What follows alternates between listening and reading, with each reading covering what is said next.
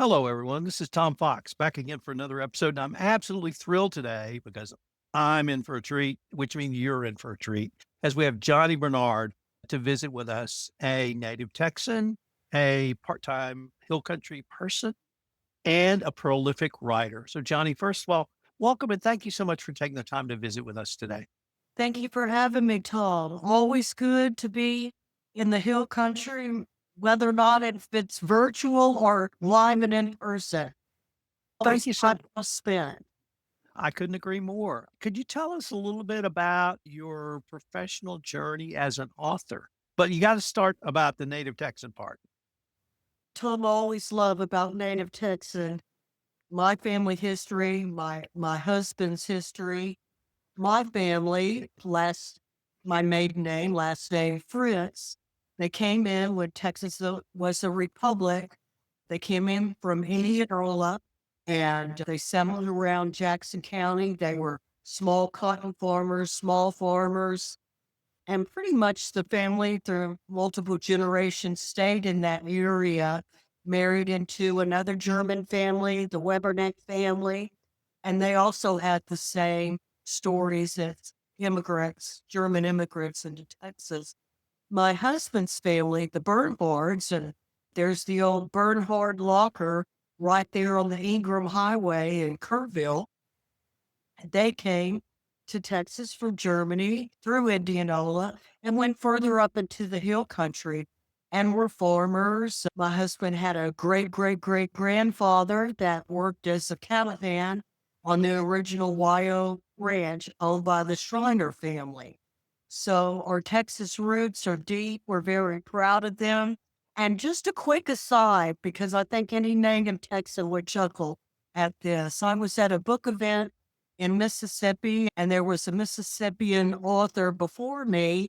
And she said, I did a book event once in San Antonio, and people went on and on about being native Texans, how proud they were of that. And I said, well, I'm a native Texan. We're proud because we were an independent nation. We fought for that freedom. Immigrants from many different parts of the world that created a nation. So that's just a bit of a side, but I'm very proud of the family history. And I incorporate Texas history in all of my novels, which four of them, they're all set in Texas, different parts of Texas. But let's go through your writing history. You worked I knew a little bit of research for this podcast. It looks like you worked for multiple publications, did some journalism. Could you tell us about that part of your career? Yeah, happy to, Tom. I knew I always wanted to write. I just loved reading as a child. I had many favorite authors as a child. That was just my thing, reading and writing. And I went into journalism because I had to have a way of making a living, roof over my head and food to eat. So I thought, well, I'll start with journalism, and I loved it. I worked in Houston, and it was a wonderful time to be there. It was during the 80s. I did a lot of feature writing, which are just character sketches. When you look at it, you're writing about a person and you're focusing on that person's life. And from journalism, I got married, started a family, and I didn't want to be at a city council meeting in Memorial or in the Spring Branch district covering ISD and all those things. And I segued into teaching high school English, which I absolutely loved. And when I reflect on all those things in my life, it comes back to that first love of reading and writing. Didn't make a whole lot of money in those fields, but I was very happy. The thing that was so endearing about teaching from journalism, you're reporting after the fact. It's already happened. You can't change anything. But in teaching, you can affect change. You can help a child learn to read. And I think about the wonderful quote from Lamar, the president of Texas, about education. No one can take that away from you. It is what separates tyranny from freedom. and that's public education. So I enjoyed my time as an English teacher, segued for a while doing newspaper column writing until I got the point in my life where my family didn't need me as much. And I asked my husband and my adult children, I want to do what I've always been talking about. I want to write that book. And that was my first novel, A Good Girl, which is really the family story. It's 5 generations of Texans, beginning with an Irish girl coming into Indianola, escaping the potato famine, and she meets a German boy who is responsible for taking a wagon train full of Germans as they make their way from Indianola to the hill country. And we follow that family through 5 generations, which, when you think about it, several world wars, the Vietnam War, the Great Depression. So it's the story of family. It's the story of the immigrant in America. It's the story of father, child, parent, and grandchildren. Okay. What high school? Pardon me? What high school did you teach at? Oh, I didn't teach in Texas. My husband's a naval architect. His job has been building boats for special forces, and I've lived all over the Gulf of Mexico from Texas to Florida. So I taught in Louisiana and in Florida. And I went to Marabou B.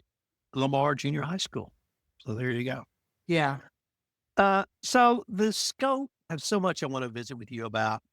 Let me start by asking, why is Texas one of the greatest canvases to paint on, even if that painting is words? For me, I love the immigrant story. I love that you could take people from so many different cultures in the world, and they've come here to live a life and to raise their families and to begin businesses. The, the story map is so vast and full. I've always been a lover of Texas history. I'll go back to the 7th grade at San Jacinto Intermediate in Pasadena, Texas. My 7th grade Texas history teacher, she made those stories come alive for me. And at 62, I haven't forgotten Mrs. Smothers, and I haven't forgotten her classroom and what a fantastic teacher she was. For those listening to this podcast who unfortunately don't live in the great state of Texas, you should know that we learned Texas history in 7th grade, and we learned Texas history before we learned American history. That's how important Texas history is to our public school education in the great state of Texas. But sorry I interrupted you. Oh, no, Tom. All of that history is a springboard if you're a writer. It's an inspiration from a widow woman in Victoria, Texas. Her husband dies, leaves her 6 children to raise, and she's got a small cattle ranch. And for those people outside of Texas, we're not talking about Dallas and the Ewing Ranch. We're talking about short nights and long days of hard physical work and surviving that and becoming successful. There's the story of the Buffalo Soldiers out in West Texas in the Big Bend area and what they did. There's the story of the Comanches. Very interesting to me, Tom, getting back and how important history is. I was able to do in 2021, thanks to the generosity of San Antonio Gemini Inc. It's a national writing center. And I taught for them writing classes, and they were virtual because of COVID. And I enjoyed them. They have programs for vets, children, people over 50. They do great work in helping people tell their story. But because of their generosity, I attended a national conference. We wanted to be in person in New York City and learning how to be a teaching artist. And that's when you take your craft as an author and you teach others about your craft, because I believe everyone has a story to tell. Not just me, not just you, Tom. We are all walking stories of where we came from, who our grandparents were, who we idolized, who hurt us, who began our story from childhood to adulthood. And one of the first lessons I'm tapped in with writers, visual artists, performing artists from all over the country. And the teacher of that session, which was called Owners of the Land versus Conquerors of the Land, she said, do you know who owned the land, who originally owned the land you're sitting upon at this moment? I happened to be at our family place way out 100 miles from the border, west of Kerrville, west of San Antonio. And I knew immediately. I said, the Comanches own this land before I did. And there wasn't another artist that could name the original owner of the land they were sitting upon. Yes, history is very important. How can you not want to write about that? That the only peace agreement between white men and the American Indian is between the German immigrants and the Comanches. It's true. And I write about that in a novel I just submitted to TCU Press. I hope they publish it, but it's called The Witch of Sonora. You're the first person I've talked to who talks about the craft of writing in educational setting. I was wondering if you could tell us a few words about why you think that is so important and why you're so passionate about teaching the craft of writing, and you're even going to do that in Kerrville this summer. I am. I'm very excited about that. I just did a Saturday session in Rockport at the Rockport Center of the Arts. And oh, I just had a great class. And gosh, we were there till 10 to about 3 in the afternoon. I believe writing is an art form. It's something I take seriously. I'm a traditional published author. That means I had to be vetted by an agent, by a publishing house. I had to pay my dues. I didn't go into this because I wanted to be famous or because I wanted to make money. I went into this because I care about stories and I care about the craft of storytelling. So I'm fortunate enough to take my love of teaching with my love of writing and offer writing classes at different nonprofits. I've taught in South Carolina at the Pat Conroy Center. I've taught in Louisiana. I've taught all over. And it's wonderful to be able to do this in Texas. So when I meet with folks in Kerrville this summer, and if you're interested, just go to the website of the Kerr County Cultural Arts Center. You'll see a picture of me, Johnnie Bernhard, and it will tell you what we're going to teach or what I'm going to teach and what hopefully you'll learn. Because, as I said earlier, I think everyone has a story to tell. And I think if they're given the correct tools, they can be successful at telling that. I also do some editing on the side, Tom. I've been doing this since 2016. I've worked with an author originally from Paris, whose father was in the French Resistance and has a marvelous story to tell with his father as the hero. That particular author's only goal is to publish it for his family so his father's story doesn't die when he dies.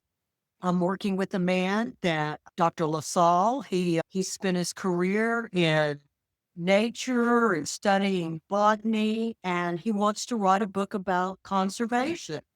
And I'm happy to give him the skills to tell his story. So I love teaching these craft classes. That's my real joy when I can combine all of it. Let me ask you about your style of writing. So let me start with, are you a morning writer, an afternoon writer, an evening writer? You, when the spirit moves you, writer? Are you a structured writer? How do you sit down and write? In the beginning, Tom, and that's a great question. In the beginning, I was so raw and so excited that I finally had the time to establish a writing schedule that I get up at 4 in the morning. I'm a morning person. My energy is best then. That I would get up at 4 and I would write and write until I just stopped. There wasn't anything left, and developed a book. This is the good girl. This is the story about the Germans coming to Texas during the Republic and following their path into Jackson County and later on into Kirk County. But what I've learned after 4 novels, it's best to write one good paragraph than to write 1,000 words in one day that you're going to end up editing out. It's best to take your time and make sure that's a perfect sentence or a perfect paragraph. And this comes from Hemingway, not from me, because Hemingway said, one true sentence. That's really what you're trying to accomplish. Because if you're just writing words, that's not what writing is about. There's something in November, National Writing Month, where people try to write as much as they can in one day, and they have a word count to work towards. I've never participated in that. I'm not just writing words. I'm writing a story, and I'm writing this story to inspire a reader. I'm not going to tell that reader what to think. I just want that reader to think and hopefully feel about the story I'm writing. So, do you see the story play out in your head and do you record it? Do you explore how characters react? Do sometimes characters do things you weren't expecting? What's that part of your process like? Very good question. So, with Hannah and Ariella, this is the novel I wrote that came out 22. Thank you, TCU Press. My husband and I would get the junction paper, and for years, and we'd read the crime report, which is pretty much the same until about 2019, 2020. Crime report was snake in a garage, drunken brawl at the local tavern, cow got out, minor car accident. That changed to human trafficking, automatic weapons, semi-automatic weapons found in a city park by the Llano River. And I thought, what is going on? And so the more I began digging, researching, this is where my journalism comes in. The more I found out about human trafficking, drug trafficking along the I-10 corridor. So I have So friends. once, yes, sir. Yeah, I have friends who own a hotel in Rock Springs, and that was their experience as well. So as I live near Kerrville, and we don't see as much of that as is reported a little bit west of here, i.e. Junction and Rock Spring. Is that consistent with what you discovered, or is it perhaps the same everywhere? What I found in the novel, Hannah and Ariella, I had a storyline, and I can read this to you. Here's my plot. Nola plot in it is in a story. What's this story about? So this is from Deuteronomy. Cursed be anyone who perverts the justice due to the sojourner, the fatherless, and the widow. So I have my 3 characters for the novel. The traveler, one of the little girls, is fatherless that is kidnapped, and the widow. That's 73-year-old Hannah, who lives on a remote working ranch outside of Rock Springs. She is originally from Junction. She married a man that had a ranch, working ranch, outside. And through a strange turn of events, these three people are involved or come into contact. When Hannah, a 73-year-old widow, finds the semi-conscious body of a 14-year-old Mexican national in a ditch along a remote Central Texas road, she has no idea someone is watching. Not until the girl's brutal attacker arrives at Hannah's door in the middle of the night, threatening just not the girl's, but Hannah's very survival.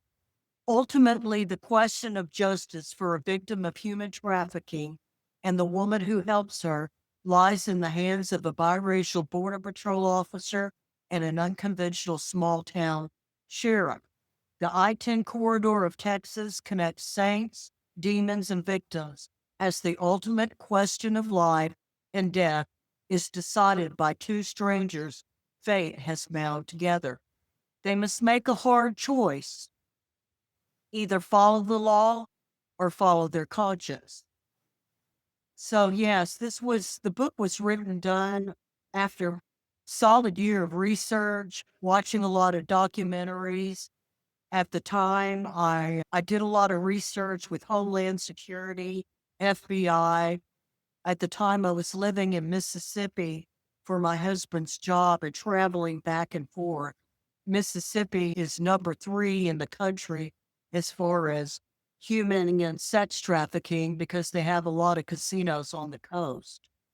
So what I learned, Paul, is that the human trafficking corridor in this country, which is the number 1 crime in this country, is from San Diego to Jacksonville, Florida. And it's much easier to hide your crime in a little bitty town in the middle of nowhere, Texas. Let's turn to The Witches of Sonora because I believe that's really a sequel to Hannah and Ariella. Could you tell us a little bit about that book and your focus on the fentanyl problem? Fentanyl is the number 1 drug coming across from the border, poisoning thousands of people, ruining entire communities. And so I did a lot of research on that particular drug. I brought back Hannah because at 73, this Texas girl is just unbelievable. She's strong, she's gutsy, she's independent like many of the women are from Central and West Texas. She has a strong moral code that she doesn't always say what she's going to do. She does it. She's a doer, not a talker. And so I bring back the same sheriff who is from Rock Springs, and I bring in a new border agent. And I'm really excited about this character, Tom. I did a lot of research, and I'm allowed to bring in my love of Texas history and the story of the Comanches. This particular border agent, he had been a Marine in Afghanistan. He's suffering from moral injury, and that's a real word used in Veterans Affairs. It's when a soldier witnesses or does something that in the act of war as a soldier that goes against his moral code. So he's suffering from moral injury. There's a lot inside this young man.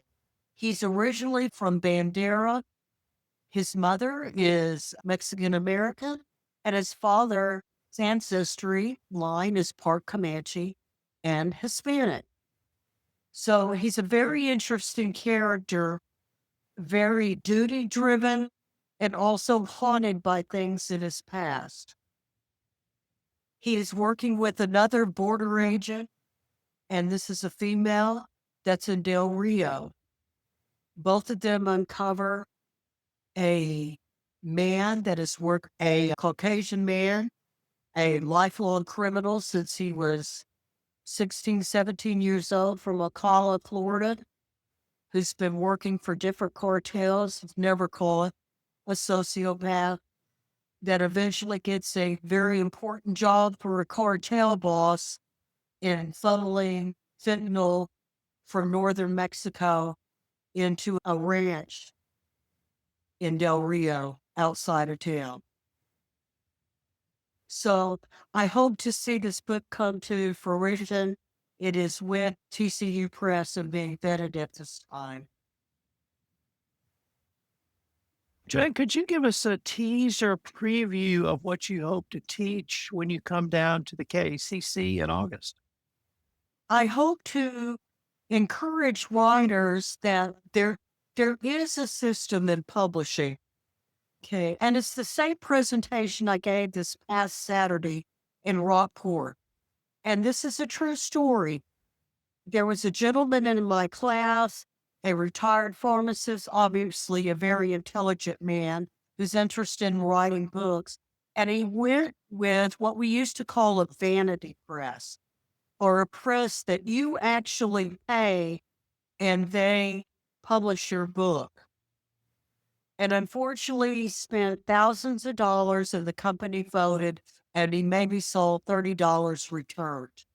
I'm going to try to explain to writers in Kerrville that want to publish. There's many ways to do it. You could be traditionally published, where you have to be vetted by a publisher or an agent. You could be self-published. Okay. There are small presses. There are things such as the university presses that are fantastic. Texas has a university press for every state university. They all have different specialities. University of Texas tends to do nonfiction. TCU Press does nonfiction. It's one of the oldest university presses in the country. Children's books. So there's many different ways to have your work published. I'm going to talk to them about how to generate fresh ideas, how to organize their thoughts.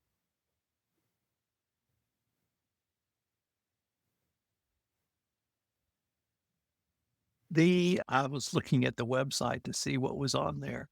I hope I'm in town that weekend. Oh, I'd love to have you, Tom. It's always great conversations. And something I've really learned in doing this, most of the people I edit for or the folks that come to my classes are working professionals that they have a story to tell, and maybe it's finally that time in their life that they can tell their story. I'm just a teacher that is giving them the tools and the facts of this is how it works. Then you could try this, how to build a platform as an author, and what it takes, the dedication it takes. Just like anything else in life, the more you do it, the better you get at it. So it always makes for a day of great conversation and hearing other people's stories and where they're coming from. Johnny, unfortunately, we are near the end of our time for this episode. But before we leave, I wanted to ask you if our listeners wanted to connect with you or find out more information about your writing, what would be the best place or places for them to go? Of course, follow me on social media, but if you want more information about what I do and my educational background and what my books are about, if you'll go to the web, Johnnie Bernhard, author.com, and you could see it right on the screen there for you. And that'll give you synopsises about the book. The books can be bought at bookstores. They could be bought directly from tcupress.com. And there's some links on there. And if you want to send me an email about a book idea you have or a question you may have, there's a way to contact me on the website. Johnny, unfortunately, we are at the end of our time now. This has been a great conversation. I hope we can continue this and maybe revisit when we get a little bit closer to your class here in Kerrville. I'd enjoy that, Tom. Thank you so much for having me.